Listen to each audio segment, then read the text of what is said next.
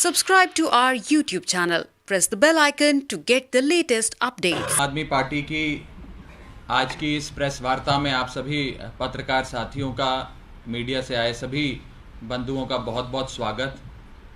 महत्वपूर्ण press conference है। साथियों, जिस तरह कंस को ये पहले से पता लग गया था कि देवकी नंदन भगवान श्री कृष्ण अवतार लेंगे और कंस का वध करेंगे, और कंस ने इसका ज्ञान होने के बाद हर संभव प्रयास किया कि भगवान श्री कृष्ण को पैदा होते ही या पैदा होने के बाद उन्हें खत्म कर दिया जाए, उन्हें मार दिया जाए। वैसा ही आज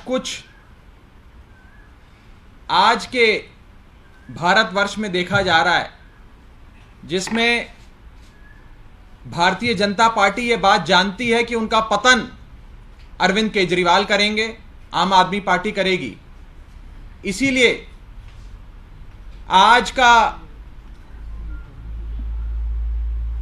दौर के कंस भारतीय जनता पार्टी हर संभव प्रयास कर रही है कि आदरणीय अरविंद केजरीवाल जी और आम आदमी पार्टी का राजनीतिक वध कर दिया जाए,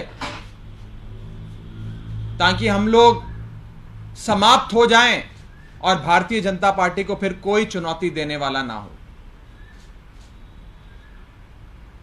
जैसे कंस को पता था कि भगवान श्री कृष्ण ही उनका वध करेंगे, ऐसे ही भारतीय जनता पार्टी को पता है कि अरविंद केजरीवाल जी उनका वध करेंगे, अरविंद केजरीवाल जी बीजेपी का पतन करेंगे। इसीलिए हर संभव कोशिश बीजेपी कर रही है कि अरविंद केजरीवाल और आम आदमी पार्टी को खत्म कर दिया जाए, बर्बाद कर दिया जाए, उनका राजनीतिक वध कर दिया जाए। लेकिन जैसे भगवान श्री कृष्ण का बाल भी बांका नहीं कर पाए कंस, वैसे ही अरविंद केजरीवाल का बाल भी बांका नहीं कर पाएगी भारतीय जनता पार्टी और भारतीय जनता पार्टी की जांच एजेंसियां। और भगवान शायद हम लोगों से, ऊपर वाला परमात्मा वाहिगुरु अल्लाह हमसे कुछ बड़ी चीज करवाना चाहता है। इसीलिए पिछले 10 साल में आम आदमी पार्टी की जो राजनीतिक यात्रा रही है, इस यात्रा में भरपूर समर्थन, प्यार और सफलता परमात्मा के आशीर्वाद से आम आदमी पार्टी को मिली कि आम आदमी पार्टी आज इस मुकाम तक पहुंची है कि भारतीय जनता पार्टी का खौफ, भारतीय जनता पार्टी का डर कुछ इस कदर उनके सर पर चढ़कर बोल रहा है कि एक एक कर कर आम आदमी पार्टी के तमाम नेताओं को जेल में डाला जा रहा है। साथियों, आम आदमी पार्टी एक आंदोलन से निकली पार्टी है। हम लोग सड़कों पे लाठियां खाकर, आंसू बम से लेकर, वाटर कैनन से लेकर हर प्रकार की संघर्ष को झेलते हुए आज हम कुछ मुकाम तक पहुंचे हैं। तो मैं बीजेपी के लोगों को यह कहना चाहता हूं, आम आदमी पार्टी वाले उस मिट्टी के नहीं बने जो तुम्हारी जांच एजेंसियों से, तुम्हारे ईडी सीबीआई के समन से, तुम्हारे सर्च एंड सीजर मेमो से, तुम्हारी रेडों से, तुम्हारे जेलों से डर कर बैठ जाएंगे और कंबल ओढ़कर घर में सो जाएंगे। आम आदमी पार्टी वाले आंदोलन की कोख से जन्मे लोग हैं, मरते दम तक संघर्ष करेंगे, और संघर्ष इस देश के अस्तित्व को बचाने के लिए, भारत देश को दुनिया का नंबर 1 देश बनाने के लिए। मुझे यह कहने में बिल्कुल भी हिचकिचाहट नहीं है कि अरविंद केजरीवाल जी मॉडर्न डे महात्मा गांधी हैं। Arvind Kejriwal is modern day Mahatma Gandhi with unimpeachable integrity. और अगर अरविंद केजरीवाल भ्रष्ट हैं तो इस दुनिया में कोई शख्स ईमानदार नहीं है। मैं भारतीय जनता पार्टी वालों को कहना चाहता हूं कि इन जांच एजेंसियों का प्रयोग ऐसे कमजोर और कमजोर दिल के लोगों पे करो जो तुम्हारी एजेंसियों से डरते हों। अरविंद केजरीवाल उस फौलादी सीने, उस फौलादी जिगर, उस बब्बर शेर का नाम है जो तुम्हारी जांच एजेंसियों से नहीं डरता। आज इस देश में ईडी सीबीआई पिछले 1 साल से कथाकथित शराब घोटाले की जांच कर रहे हैं। दिल्ली सरकार ने एक शराब की नीति लागू करी जिससे दिल्ली का शराब माफिया खत्म हो गया, दिल्ली सरकार का राजस्व बढ़ गया। लेकिन उस पॉलिसी को फेल कर कर, आरोप लगाकर एक मनगढ़ंत घोटाले की कल्पना भारतीय जनता पार्टी ने करी और ईडी सीबीआई को हम पर छोड़ दिया। लेकिन अगर यह नीति इतनी खराब थी, अगर यह भ्रष्टाचारी नीति थी, तो जब यह दिल्ली की शराब नीति हूबहू पंजाब में लागू हुई, कॉमा फुल स्टॉप के साथ पंजाब में लागू हुई, तो पंजाब सरकार का राजस्व, पंजाब सरकार का एक्साइज रेवेन्यू 40% से भी अधिक से बढ़ गया। क्योंकि पंजाब एक पूर्ण राज्य था, वहां पूरी स्वतंत्रता थी, वहां सीबीआई ईडी नहीं घुस सकते थे, तो वहां पर पंजाब सरकार का राजस्व बढ़ गया, नकली शराब बंद हो गई, शराब माफिया खत्म हो गया और एक बेहतरीन नीति लागू की गई। इससे यह साबित होता है कि खोट नीति में नहीं था, खोट नेताओं की, आम आदमी पार्टी के मंत्रियों की सोच में नहीं था, खोट था तो भारतीय जनता पार्टी की नीयत में था, जिसके चलते बीजेपी ने आज एक मनगढ़ंत घोटाले और fabricated evidence, fabricated malicious cases के आधार पे आम आदमी पार्टी के नेताओं को समन्स भेजने और गिरफ्तार करने शुरू किया। मैं 2-3 उदाहरण देकर यह सिद्ध कर दूंगा आज की इस प्रेस कॉन्फ्रेंस में कि इन्फोर्समेंट डायरेक्टरेट और सीबीआई, जो इस देश की प्रीमियर इन्वेस्टिगेटिव एजेंसीज हैं, वो कैसे मिलिशियस प्रोसिक्यूशन कर रही हैं, कैसे फॉल्स फैब्रिकेटेड एविडेंस, एफिडेविट्स पे स्टेटमेंट्स कोर्ट में सबमिट कर रही हैं और कैसे फोर्जरी कर कर, कैसे दस्तावेजों से छेड़छाड़ कर कर, रिकॉर्ड्स को टैंपर कर कर केसेस को बनाया जा रहा है लोअर कोर्ट्स और हाई कोर्ट्स के भीतर। मेरा पहला उदाहरण मनीष सिसोदिया जी के खिलाफ मुख्य आरोप जो दस्तावेजों में लिखकर सीबीआई और ईडी ने कोर्ट में दर्ज कराया, वो है कि मनीष सिसोदिया ने 14 फोन्स डिस्ट्रॉय किए और वो डिस्ट्रक्शन ऑफ एविडेंस है। सबूतों से छेड़छाड़ करना एक कानूनी जुर्म है। 14 फोन मनीष सिसोदिया ने जला दिए, फेंक दिए, डिस्ट्रॉय कर दिए, इसीलिए मनीष सिसोदिया गुनहगार है, उनको जेल में डाल दिया। उन 14 फोनों का ब्यौरा जब कोर्ट में सीबीआई ईडी ने दिया तो पता लगा उन 14 फोन में से 5 फोन तो सीबीआई और ईडी की गिरफ्त में है, उनकी कस्टडी में है। जो 14 फोन सीबीआई ईडी कह रही थी कि मनीष सिसोदिया ने जला दिए, फेंक दिए, उन 14 में से 5 तो सीबीआई ईडी के पास खुद उनकी तिजोरी में बंद है, उन्होंने सर्च और सीजर रेड कर कर वो जब्त कर लिए। और जो बाकी 9 फोन हैं वो भी आज आम आदमी पार्टी के कई कार्यकर्ता, हमारे साथी इस्तेमाल कर रहे हैं, वो फोन भी चल रहे हैं। यानी कि ये जो 14 फोनों को बर्बाद करने का, उन्हें डिस्ट्रॉय करने का आरोप था, वो सरासर झूठ था।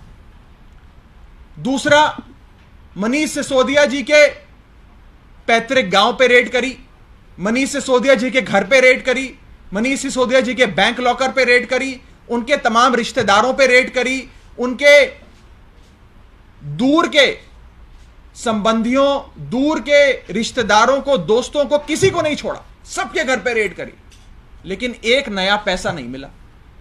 फिर भी कोर्ट में दस्तावेजों में लिख लिख कर सीबीआई ईडी कहती है कि मनीष सिसोदिया ने 100 करोड़ का घोटाला कर दिया, 100 करोड़ रुपए खा गए। लेकिन आज तक उस 100 करोड़ में से एक फूटी कौड़ी भी सीबीआई ईडी ने कहां पर है, कहां गई, कौन सी उससे जमीन खरीदी गई, कौन से जेवरात खरीदे गए, कौन से बैंक में पड़ा है, कौन से लॉकर में बंद है, ये नहीं बताया। सिर्फ आरोप लगाया, झूठा आरोप लगाया। पिछले 1 साल से ईडी और सीबीआई इस अलेज्ड लिकर स्कैम की जांच कर रही है, लेकिन पिछले 1 साल में इन लोगों ने 1000 से ज्यादा अफसरों की टीम इसमें लगा दी, 400 से ज्यादा जगहों पर रेड करी, लेकिन अभी तक एक फूटी कौड़ी ईडी और सीबीआई को नहीं मिली।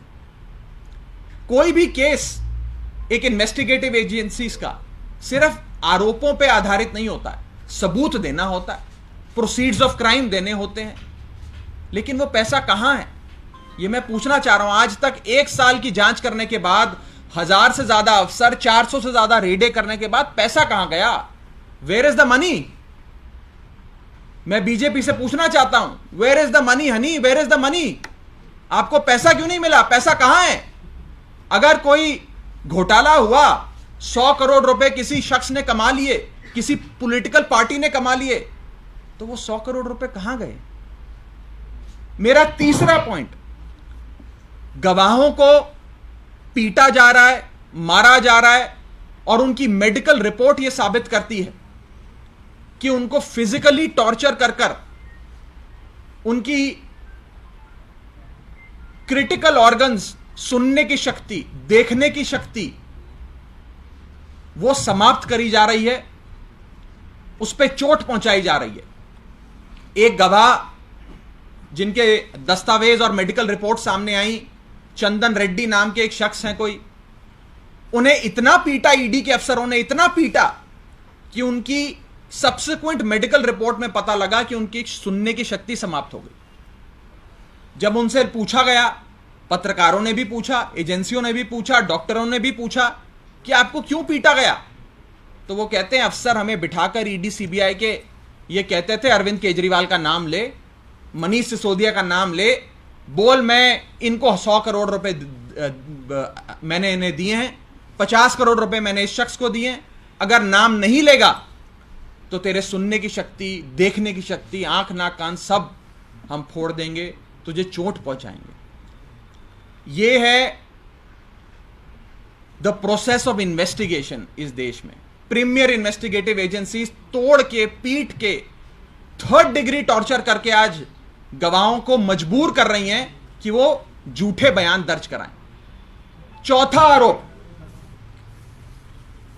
जितने भी गवाह, जितने भी अक्यूज या विटनेसेस ईडी सीबीआई के सामने, ईडी सीबीआई के भीतर पेश हुए, इन सारे गवाहों में से अधिकतर गवाहों ने कोर्ट में रिट्रैक्शन स्टेटमेंट दाखिल कर कहा कि हमसे जो भी बयान ईडी सीबीआई के अफसरों ने अपने दफ्तर में बंद करके दिलवाए, जिन दस्तावेजों पे हमसे हस्ताक्षर करवाए, ये सारी चीजें हमने दबाव में करी, ये सारी चीजें गलत करवाई गई हमसे, हम पर तरह तरह का दबाव बनाया गया, किसी के परिवार को हानि पहुंचाने का दबाव, किसी की संपत्ति जब्त करने का दबाव, किसी को जेल में डालने का दबाव, और इस दबाव में हमसे कई झूठे बयान लिखवाए गए। और उसके बाद इनमें से कई लोगों ने कोर्ट में बकायदा रिट्रैक्शन स्टेटमेंट दाखिल कर अपनी इन सारी स्टेटमेंट्स को गलत ठहराया और कहा कि हमें मजबूर कर हमसे ये बयान दिलवाए गए।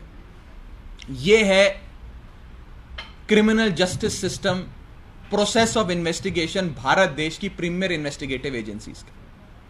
इनके खिलाफ आम आदमी पार्टी कार्रवाई करेगी। मिलिशियस प्रोसिक्यूशन का, फोर्जरी का, production of false evidence in court का सारे मुकदमे दर्ज कर हम कानूनी रास्ता अवश्य अपनाएंगे। लेकिन आज देश की जनता के लिए यह भी जानना आवश्यक है कि कैसे इस देश की एजेंसियां कथाकथित घोटाले की जांच की आड़ में लोगों को पीट रही हैं, उनके देखने सुनने की शक्ति को शून्य कर रही हैं, गवाहों से दबाव में झूठे बयान लिखवा रही हैं, मकसद एक है, केजरीवाल को खत्म करो, केजरीवाल को जेल में डालो, आम आदमी पार्टी को बर्बाद करो। मुद्दा शराब घोटाला नहीं है, मुद्दा भ्रष्टाचार नहीं है, मुद्दा है अरविंद केजरीवाल। अरविंद केजरीवाल को खत्म करना है, क्योंकि अरविंद केजरीवाल ही वो शख्स हैं जो आज भारतीय जनता पार्टी को चुनौती दे रहे हैं, जो आज किसी भी प्रकार से भारतीय जनता पार्टी और उनके लोगों के साथ समझौता नहीं करते। इसी के साथ साथ मैं एक महत्वपूर्ण पॉइंट आपको बताना चाहूंगा। इन्होंने हम पर आरोप लगाया कि 100 करोड़ का घोटाला हुआ और यह 100 करोड़ का घोटाला गोवा के चुनावी फंड में इस्तेमाल किया गया। गोवा में चुनाव प्रचार आम आदमी पार्टी ने किया, उसमें 100 करोड़ का पैसा खर्च किया गया। 1 साल से जांच चल रही है। हमारे गोवा के तमाम वेंडर्स से इन्होंने पूछताछ करी, हमारे पोस्टर छापने वाले से लेकर होर्डिंग बैनर लगाने वाले तक बहुत लोगों को गिरफ्तार भी किया, लेकिन आज तक इन एजेंसियों को एक फूटी कौड़ी नहीं मिली। मैं भारतीय जनता पार्टी को कहना चाहता हूं, इन एजेंसियों का इस्तेमाल उन कमजोर दिल के नेताओं पे करो जो शायद ईडी सीबीआई के डर से तुम्हारी पार्टी ज्वाइन कर लें या अपनी पार्टी तुम्हारे साथ मर्ज कर लें। आम आदमी पार्टी, अरविंद केजरीवाल कमजोर दिल के नहीं। आम आदमी पार्टी, अरविंद केजरीवाल अंतिम सांस तक तुमसे और तुम्हारी एजेंसियों से लड़ेंगे। मैं भारतीय जनता पार्टी को यह भी कहना चाहता हूं कि आपने पिछले 7-8 साल में हमारे बहुत लोगों को ED, CBI, income tax, Delhi police के चक्कर में फंसाया। 40 से ज्यादा हमारे विधायकों पर मुकदमे किए। एक एक कर सारे मुकदमों में हमारे विधायक बरी हो गए। अरविंद केजरीवाल जी के निजी सचिव राजेंद्र कुमार जी से लेकर सतेंद्र जैन, मनीष सिसोदिया जी, सब पर रेडें करी। आज तक एक भी केस में प्रोसिक्यूशन नहीं करा पाए, क्योंकि इन्फोर्समेंट डायरेक्टरेट और सीबीआई का मकसद प्रोसिक्यूशन नहीं है। ईडी और सीबीआई का मकसद है परसिक्यूशन, परसिक्यूट करना है, प्रोसिक्यूट नहीं करना। ईडी और सीबीआई का ट्रैक रिकॉर्ड यह है 0% प्रोसिक्यूशन, 100% परसिक्यूशन। इन्फोर्समेंट डायरेक्टरेट ने पिछले 8 सालों में 2014 जब से केंद्र में भारतीय जनता पार्टी की सरकार बनी, 2014 से लेकर 2022 तक 3,555 नए मुकदमे दर्ज किए। ईडी ने 3,555 न्यू केसेस, न्यू एफआईआर्स का कॉग्निसेंस लेते हुए 3,555 भ्रष्टाचार के कथित मामलों में जांच शुरू करी। लेकिन इन 8 सालों में कन्विक्शन रेट की अगर हम बात करें तो मात्र 23 लोगों को ही इन्फोर्समेंट डायरेक्टरेट कन्विक्शन करवा पाई, यानी कि 0.05% से भी कम ट्रैक रिकॉर्ड है, सक्सेस रेट है इन्फोर्समेंट डायरेक्टरेट का। और अंत में भारतीय जनता पार्टी ने आज जो दुष्कर्म किया है, अरविंद केजरीवाल जी को सीबीआई के समन्स भिजवाने का, मैं बीजेपी को कहना चाहता हूं कि आप लोगों ने खुली तार पे हाथ लगाया, खुली तार पे अपना हाथ रख दिया है। अरविंद केजरीवाल वो खुली तार हैं जिस पे हाथ लगाते ही बीजेपी वालों को 440 वॉट का करंट लगेगा। तो 440 वॉट के करंट के लिए तैयार हो जाइए और इन एजेंसियों को कहिए कि जांच की आड़ में, जांच की एवज में लोगों को पीटना, मारना, डराना, धमकाना बंद करें।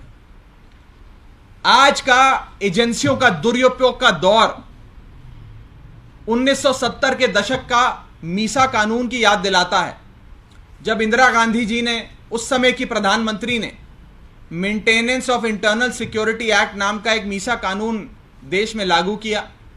और उस कानून का इस्तेमाल कर कर देश के तमाम विपक्षी नेताओं को, गली मोहल्ले के विपक्षी नेताओं से लेकर बड़े राष्ट्रीय स्तर के नेताओं तक, सबको पकड़ के जेल में डाल दिया। आज भी वैसा ही कुछ इस देश में देखा जा रहा है। ईडी सीबीआई का दुरुपयोग कर कर, इंस्ट्रूमेंट्स ऑफ स्टेट को अब्यूज कर कर, एजेंसियों का गलत इस्तेमाल कर कर, जो भी शख्स भारतीय जनता पार्टी को चुनौती देता है उसके खिलाफ एजेंसियां लग जाती हैं, उसे पकड़ के जेल में डाल देती हैं। लेकिन मैं बीजेपी को कहना चाहूंगा कि इस मीसा कानून के लागू होने के बाद, विपक्ष के नेताओं को जेल में डालने के बाद, 1977 के चुनाव में जो हालत उस समय की बहुत ही ताकतवर प्रधानमंत्री इंदिरा गांधी जी का हुआ था, कहीं वैसा ही हाल 2024 के चुनाव में देश के ताकतवर प्रधानमंत्री नरेंद्र मोदी जी का ना हो जाए। इस संदर्भ में कोई सवाल हो तो आप पूछ सकते हैं।